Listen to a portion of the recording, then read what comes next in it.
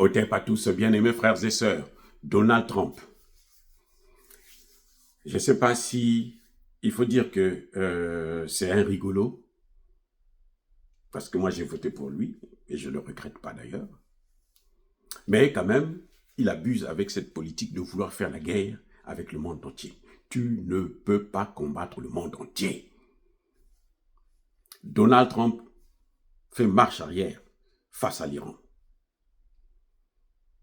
Donald Trump recule face à l'Iran.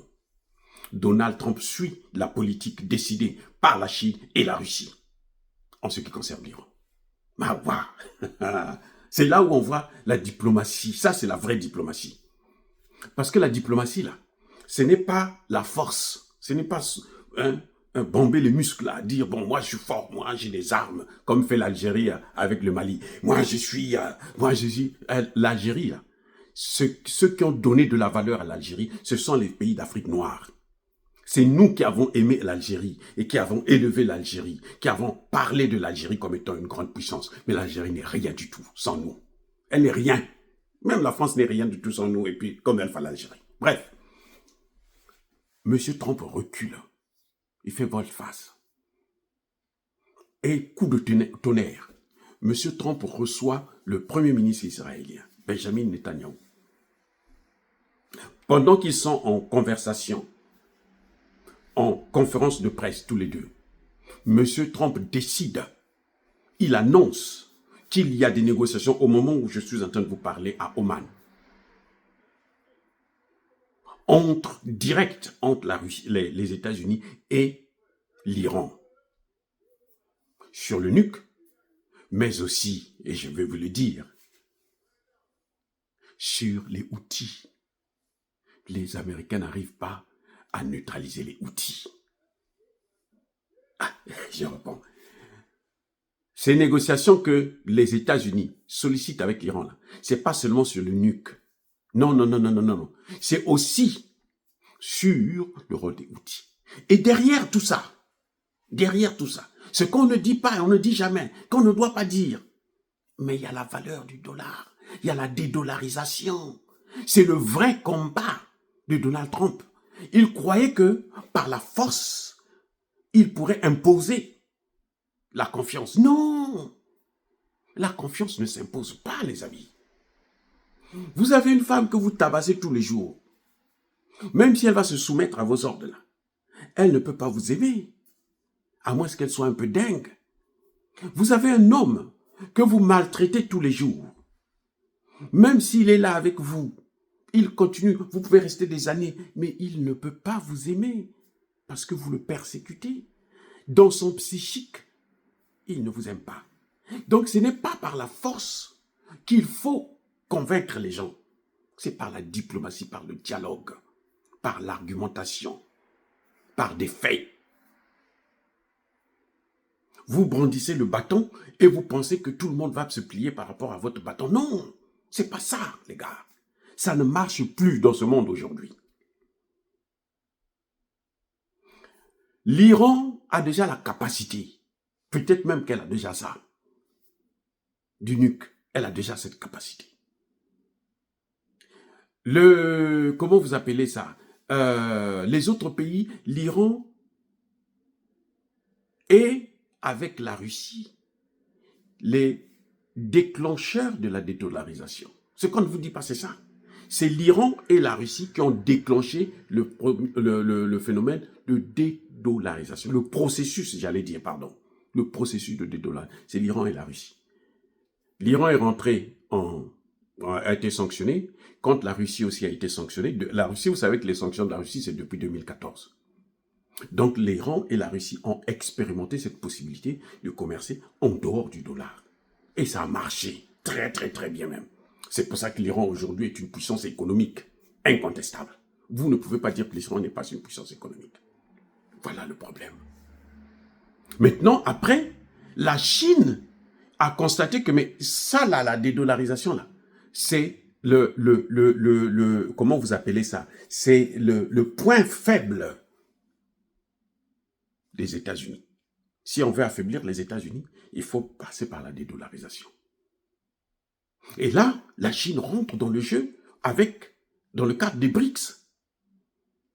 Et la Chine achète son pétrole à l'Iran en dehors du dollar. Mais c'est beaucoup d'argent que les États-Unis perdent.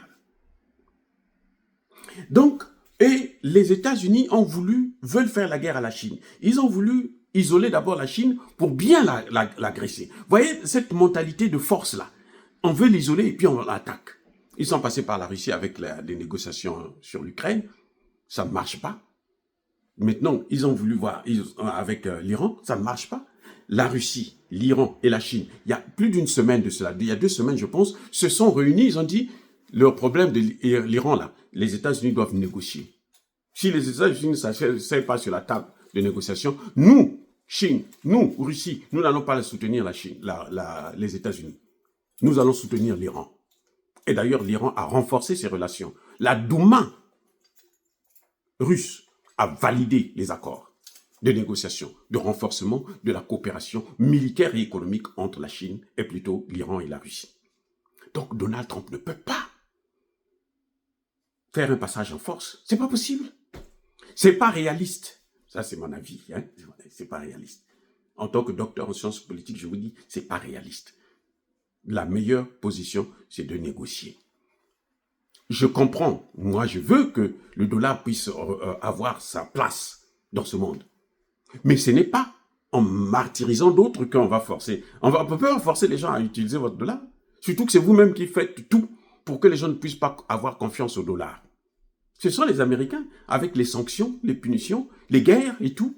Les gens se disent, non, mais ces gens-là, comment on peut travailler avec des gens comme ça? Non, nous, on ne veut pas. Voilà pourquoi les gens sont en train d'éviter le dollar. C'est pour ça qu'il y a la dédollarisation. C'est à cause du comportement des Américains.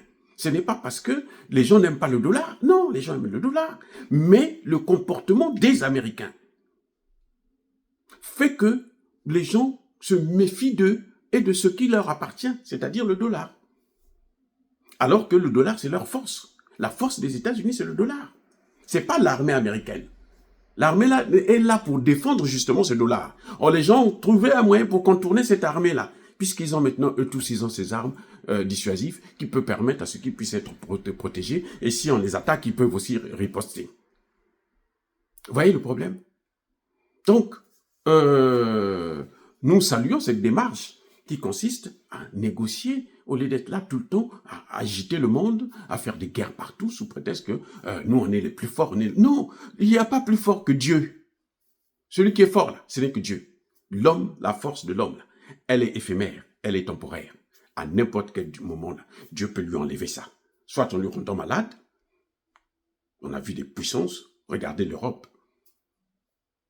Leur économie est malade. C'est la volonté de Dieu pour les arrêter, pour les diminuer, parce qu'ils font trop du mal aux autres. Regardez la France. Comment elle a fait, regardez ce qu'elle a fait de l'Afrique.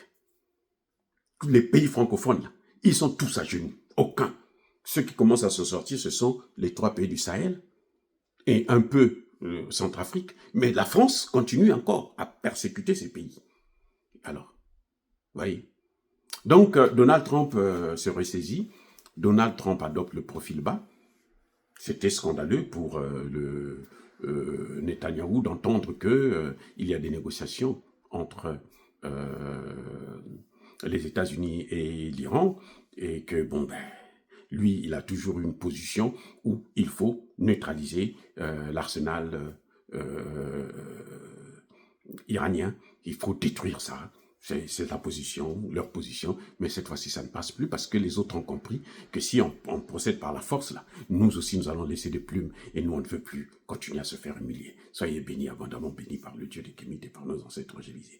Mais que tous ceux qui persécutent le continent africain, le pillent et le déstabilisent, qu'ils soient noirs, blancs, chinois, arabes, juifs, indiens, qui qu'ils soient punis, maudits, foudroyés, neutralisés, écrasés, effacés par le Dieu des Kémites et par nos ancêtres angélisés. Vive l'Afrique éternelle. J'ai dit, hey, j'assume.